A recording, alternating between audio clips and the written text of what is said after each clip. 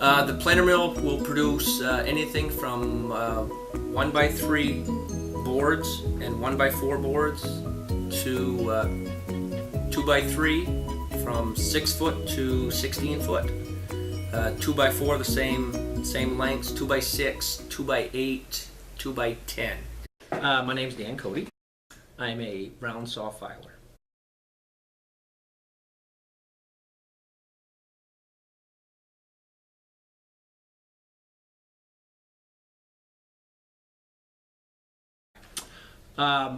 I just started about 2 weeks ago. The gentleman retired. I've been filing for about 14 years on and off.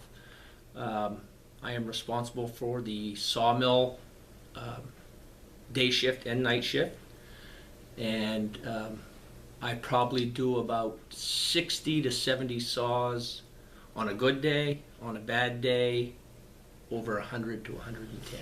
And I'm responsible for the guides, the babbits, saws, putting teeth on, making sure that the saws are flat, of course, so that they run.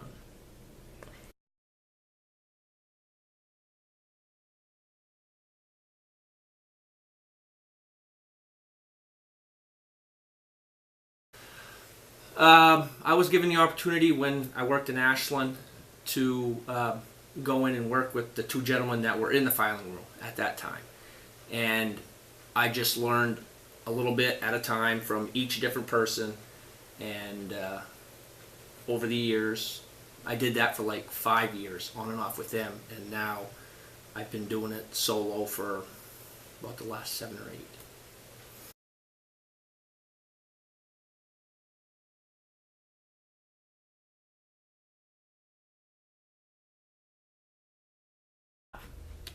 In the mill, 34. In the filing room, roughly 14. So I've spent the bulk of my time in the planer mill, 20-something years in the planer mill.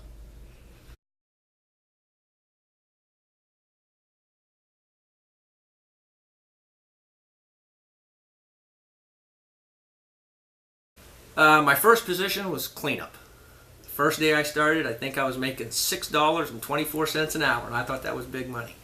I came out of school after my first semester. I worked in the mill.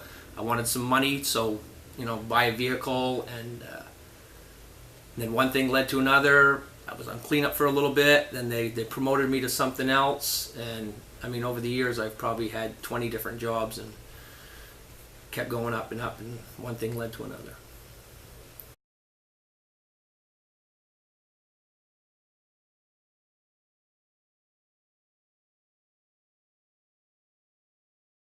When I first started here back in 1983, I was on cleanup, and basically all you're doing there is the housekeeping inside the mill.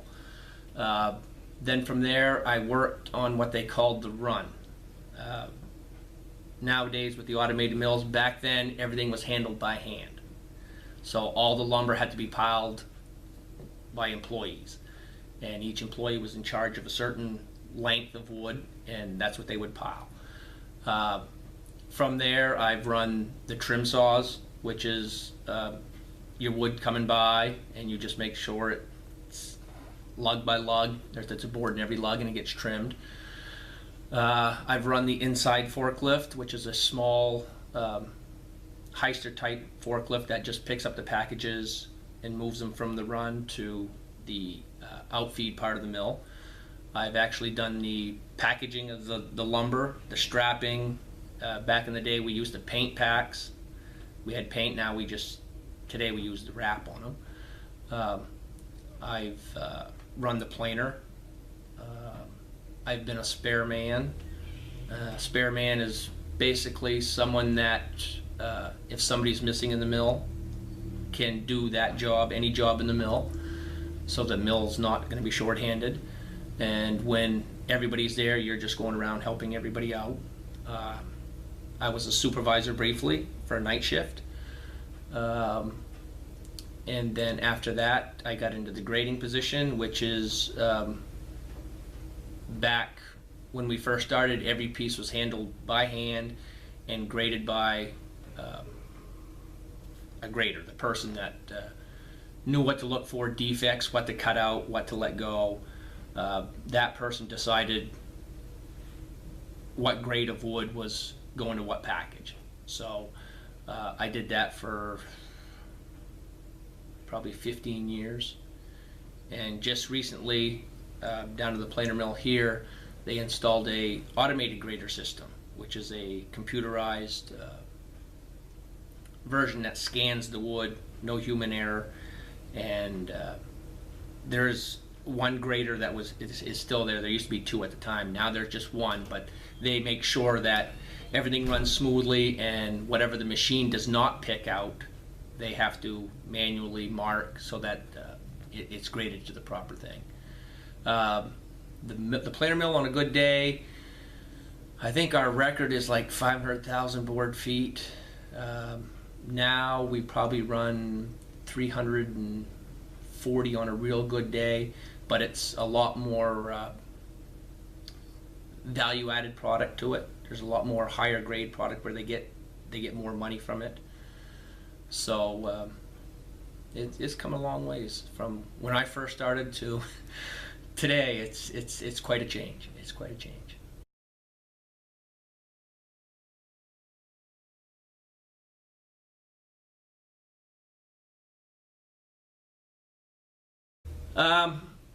At the time, I was 19 years old when I started, and it was probably one of the better paying jobs around. And I knew a lot of people in the mill, so there was a lot of your friends that worked there, you worked there, and it was good money for a young kid at the time.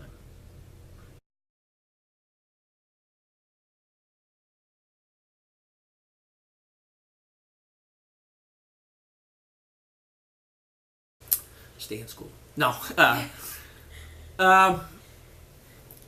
No, I mean, it's you have to have a good work ethic. I mean, if the mill is going to invest in you, you have to invest in the mill. I mean, they're relying on you to show up, so you have to come here, do the best that you can, to make sure they profit, that you do a good job, and at the end of the day, that you're satisfied with what you did.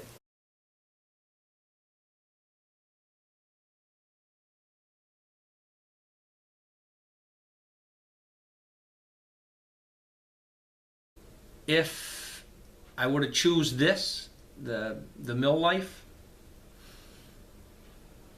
probably not much difference. If I had, fresh out of school again, like I said, I would have stayed in my schooling, get my degree, and probably live, a more easier life, than 30 years, 34 years here so far.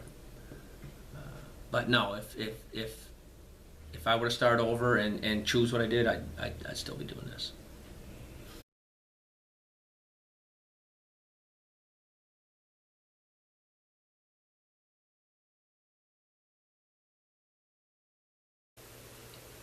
You don't know everything. Like I said, I've had various jobs over the 34 years, and you can't have the attitude if you're doing the job that there's everything about that job. Nobody can tell you any different. That's my job. That's what I do. I know what I'm doing. You learn every day. I'm still learning today. I mean, it's an ongoing process. You think you know everything, but no, you learn all the time.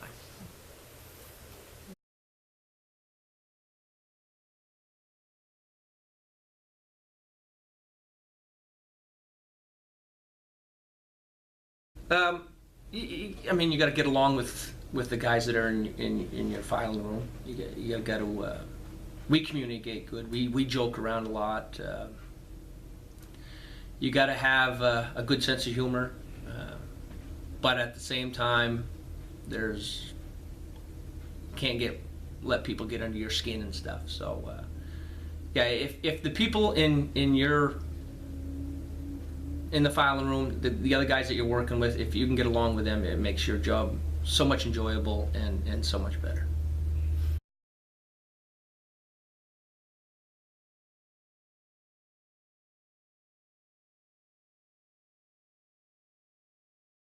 The planer mill will produce anything from 1x3 boards and 1x4 boards to 2x3 from 6 foot to 16 foot. 2x4 the same lengths. 2x6, 2x8, 2x10 is the biggest wood that we run. We've also recently been doing some. They call them 3x4s. They use them for building concrete forms in New York for the big skyscrapers and buildings. We send them out that way. And briefly, we were doing decking, 5/4 decking that people use for patios. And then we actually make another type of wood that's called an LMP product, which is shipped over in Canada, and they cut the wood in half and use it for shingles on siding on houses and stuff. So that's a big product for us.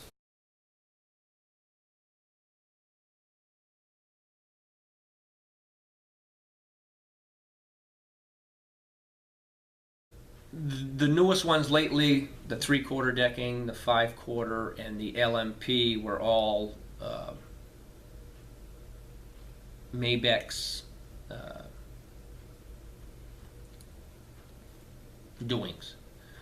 Before that, from the 1x3 to the 2x6, 2x10, we've done them forever. So they sent me to Amherst, Nova Scotia. That's where I learned all the grading rules, and every probably 6 times a year there's a gentleman that comes and inspects you to make sure that you know what you're doing, and everything's on the up and up. So yeah.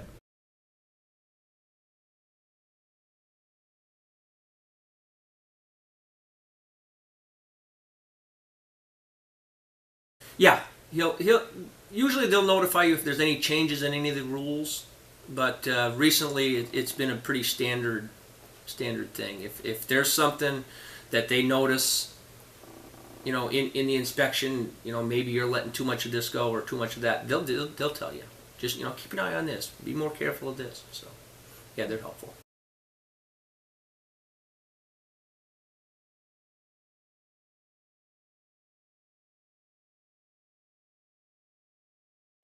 Patience.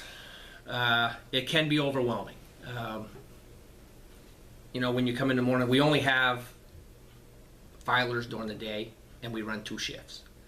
So I'm here during the day doing the day shift saws, and then at the night shift, they do the same amount of saws, but there's no one here to do that. So when you come in the morning, depending on what they did, there could be quite a few saws, or not that many. But then you got to get it ready for the day shift too, all at the same time.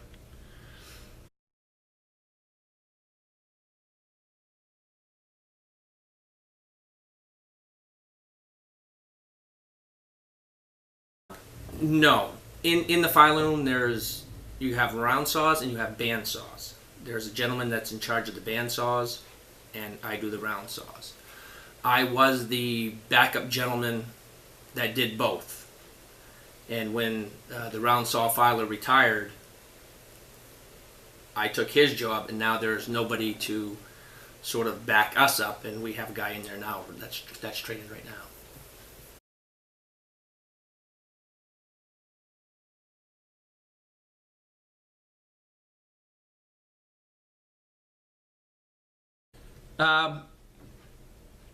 We get to start early. I come in, and my day starts around, I punch in at 4 o'clock, or just before 4 o'clock. And that allows me to do what the night shift, or just get a handle on whatever the night shift did, ready for the day shift. And I get to go home around 2:15, 2:30 if everything goes well.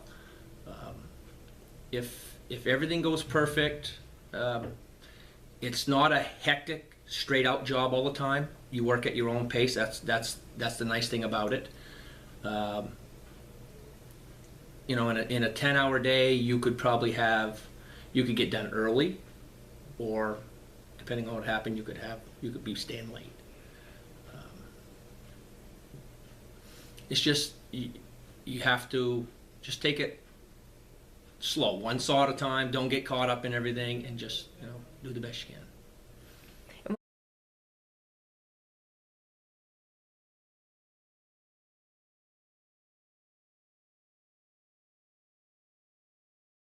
Ugh, a bad day. You can have a few of them. When you come in and there's no saws left in the rack, they're all piled up on the counter for you to do. The biggest thing is the operators. You have to rely a lot on your operators that run the machines. If they do a good job, it makes your job a lot easier. They always told me if a saw comes off running, it'll go back on running. So if they do something bad at night, forget to turn on the water, and the saws get really hot, then you run into a lot of problems. You have to throw things away or do a lot of work on them. So.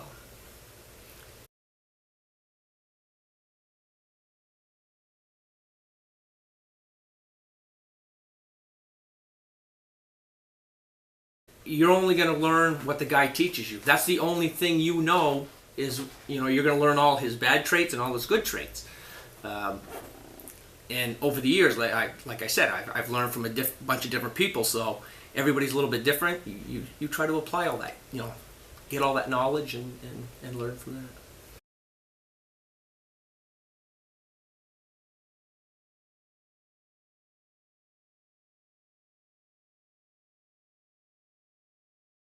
Oh yeah, I mean, if you were here for 34 years like I have, if you were doing only one job, that would be very tedious and monotonous. Over the years, you do a job for a while, then you go on to something new. And they've always, just recently, I had the opportunity for, another job advancement, and the company was willing to do that. So there's always room, yes, for advancement in the company.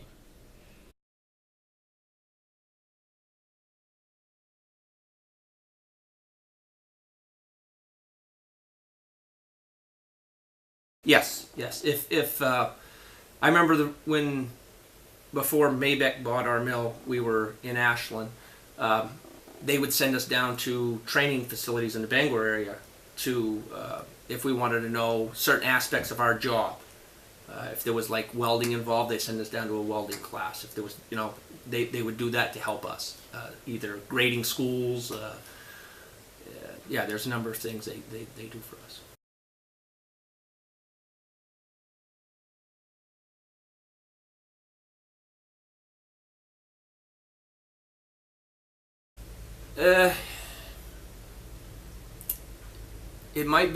It could be shortcuts that they take. There's people that are perfectionists and people that just want to do what they can to get by. I mean, in the short term, getting by could, be good, but in the long run, it's the guy that really takes pride in what he does and fine tunes his trade, who's going to be the most successful, and it's going to make his job a lot easier.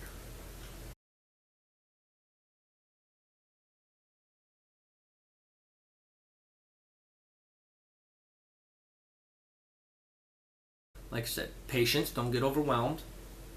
It can be very stressful at times. Try your best. Don't take shortcuts. Really apply yourself, and if you're happy with the product you put out,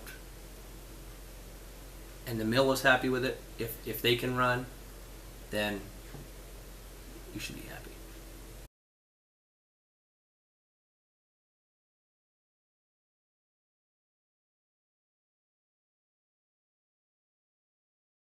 Yes. I've had the benefit of working over the years with, maybe 5 or 6 different filers, round saw filers and bandsaw filers, and I've taken a little bit from each one of those people and try to learn from everyone because everybody's different. I look at something, I might see something, another filer looks at it.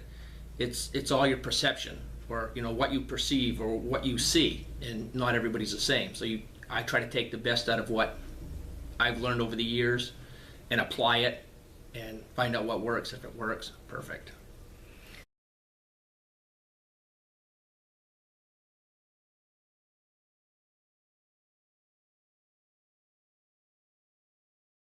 If they're successful, that means you're doing something right.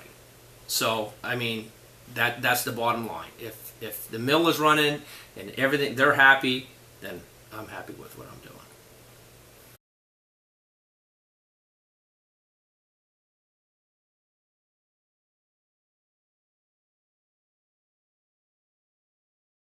They have to put the effort in.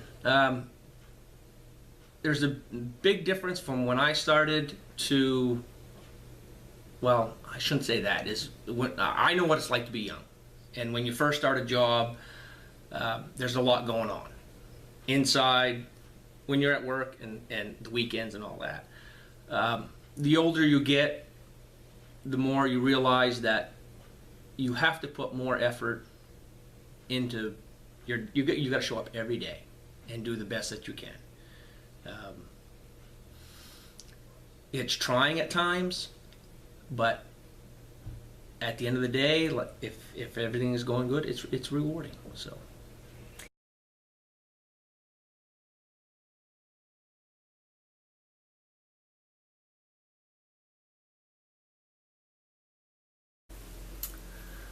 Apply yourself.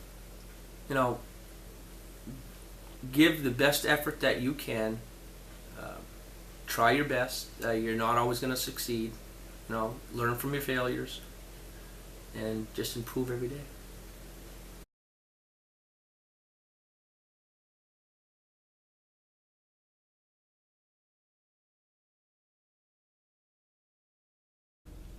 Gotta have a good work ethic.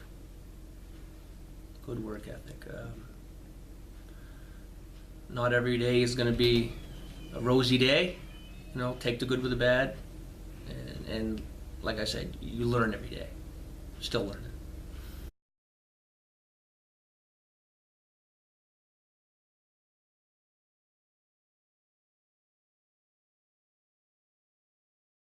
Today, a lot of the equipment they have nowadays is all automated. When we first started, there was a lot of actual manual labor for the actual sharpening and all that we were doing. Nowadays, that the machines they have, they do it all for you.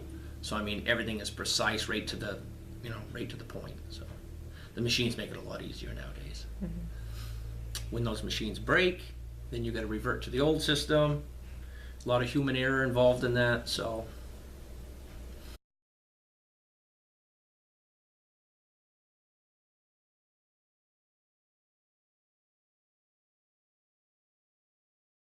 The biggest thing is your operators that actually do the machines. Whenever there's a transition from a veteran operator that's been in the machine for a while to a new guy on a machine kind of can get a little anxious and nervous, and then when something goes wrong, it can make your job a lot more difficult.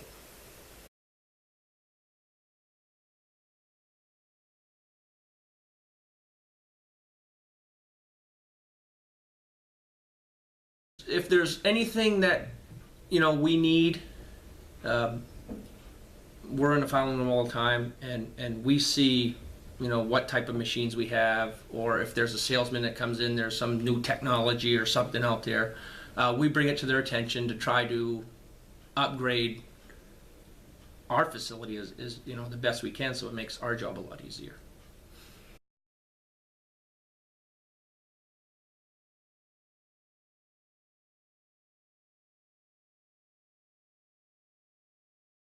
Yeah, I mean, there's things you can do in the filing room. When you're working, I mean, there's some shortcuts you can take, but at the end of the day, do you sacrifice something where, okay, if I didn't do this correctly, if they put that saw in the machine, that's not going to run. So then I got to shut down. They're going to have to change it again. So I mean, you try to do the best that you can just to make sure that the mill runs all the time.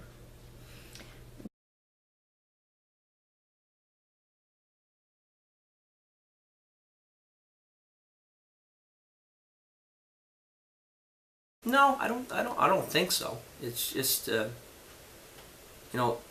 you could ask that to each person, and they'll probably give you a different answer. But as far as I'm concerned, they've never really made my job a lot harder than what I can make it.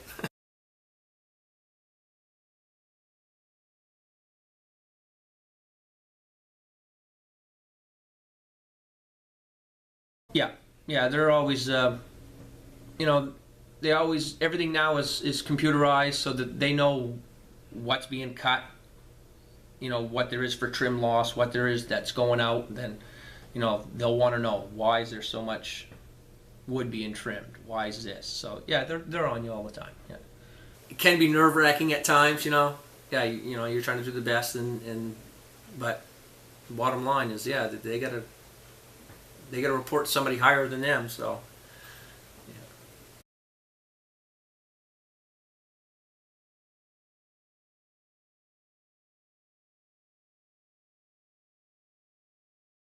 When I first started here, that's what I was on the night shift.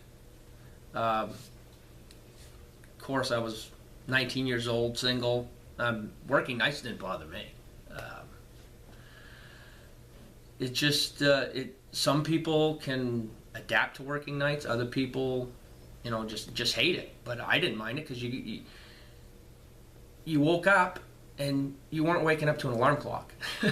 You didn't have to hear that buzzer going off and, oh, I gotta go to work. You got up and you were up for 2 or 3 hours before you actually went to work, and which I thought was great. And working at nights, it was usually a lot cooler, especially in the summer times. Um, it was more of a younger crowd. Seemed like more of the younger guys were working nights than the more veteran or older people were always on the day shift.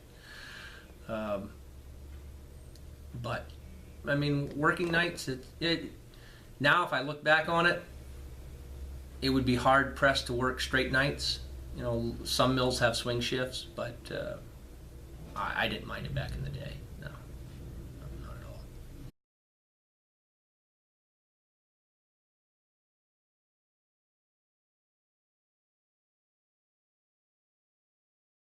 In the planer mill, we used to do. We had a product that we used to do that was fencing. It was a wooden fencing that you see people put up along their properties or along the roads and stuff. And we had a skeleton crew, probably 10 guys, and that's what we did at night. We did just the fencing, while the big line that did the 2x4, 2x6 wasn't running. So we were just doing, I did that probably, about 6 months, 7 months. And the fencing market kind of like went by the wayside. I think it was costing more than what they were getting out of it, but at the time they were making good money at it at one time. So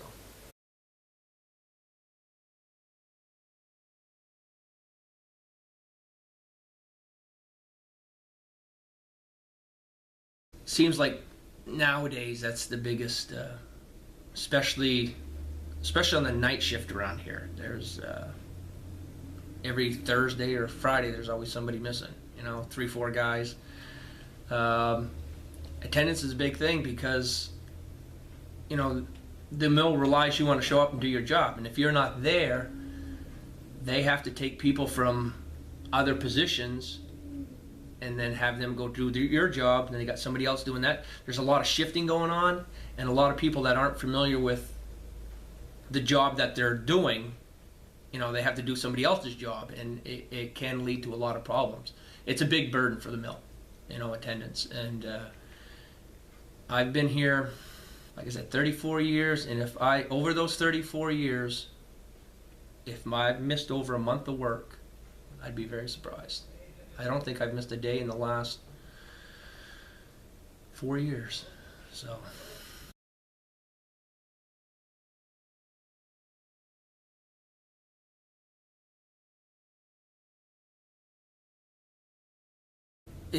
you have your demographics. You got your older crew, people that have been around long, and then you have a lot of people that they're here for a while, and they probably know that, oh, I'm just here for a little bit, I can go, and a lot of them are really young. So I think there's a lot of outside influences. You know, they don't want to be here working if all their buddies are out on Friday nights or, you know, whatever. They don't want to miss anything. But I mean, I think it's more of the younger crowd than. Yeah, you come here and then, I mean, you're missing time all the time, and then what are you going to tell your new employer? Well, why'd you get fired? Oh, you never showed up for work.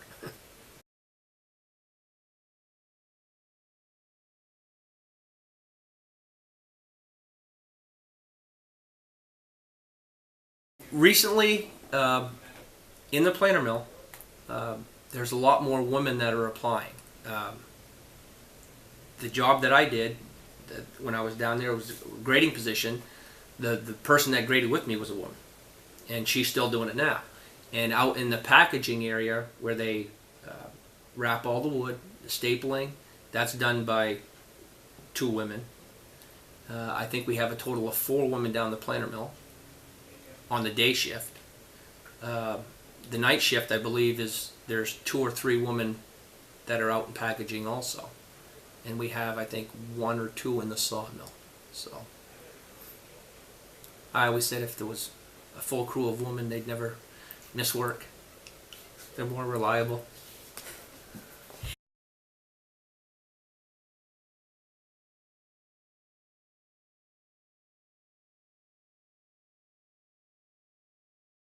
Depending on the job, I think it's not as back in the day there was probably a lot of physical manual labor, and nowadays with all the machinery that they have, women can do it just as good as a guy.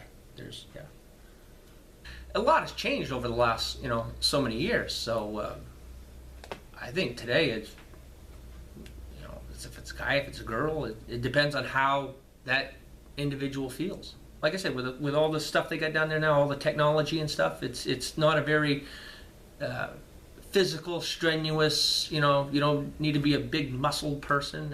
It's just technology's come a long way. So they've always, like the night shift, they've always had problems with people showing up for work. I said if you just had an all-female crew, I said you wouldn't have a problem.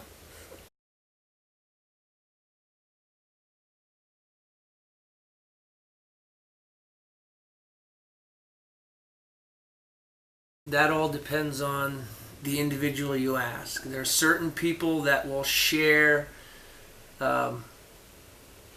any secrets that they've obtained, but there's other people that if you want to know certain things about the job, they won't teach you, I think, in fear that you'll become better than them, and they might be, training someone that's eventually going to take their job.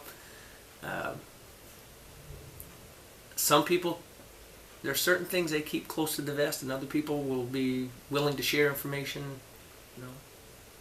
with anyone. So.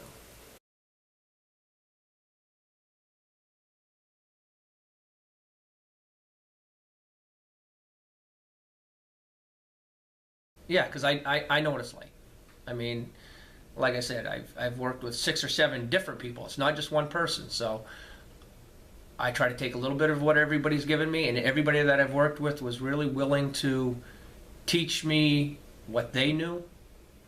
Maybe it wasn't the right way or the best way or the only way, but it's what they knew.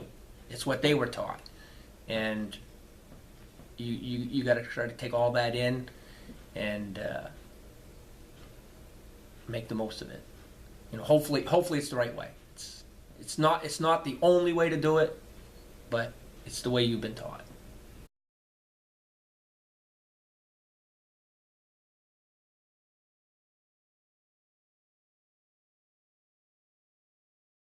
Retirement.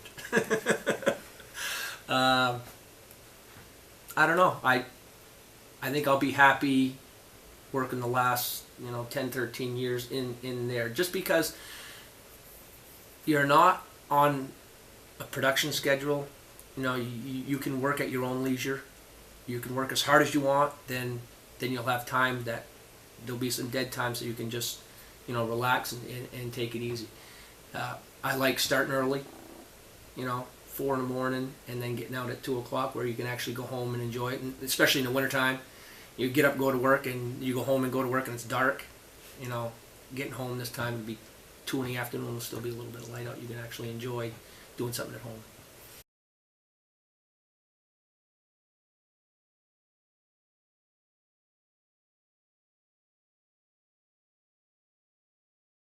I'd like to be able to do a little bit of traveling.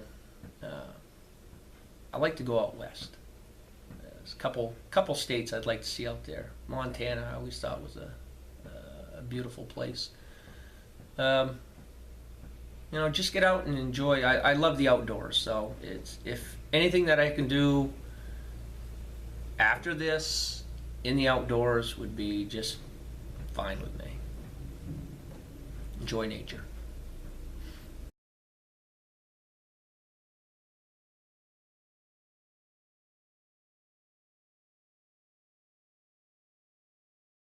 I was always the backup plan. I was always the grader. Then I knew how to do all the filing. So whenever one of those guys would go on vacation, I'd take their place. So and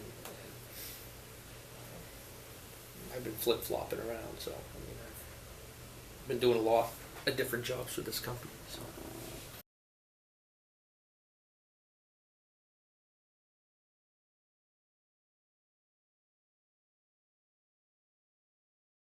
Planer mill, yes.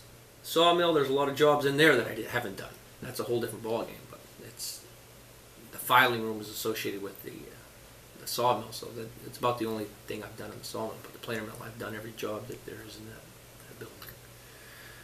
So.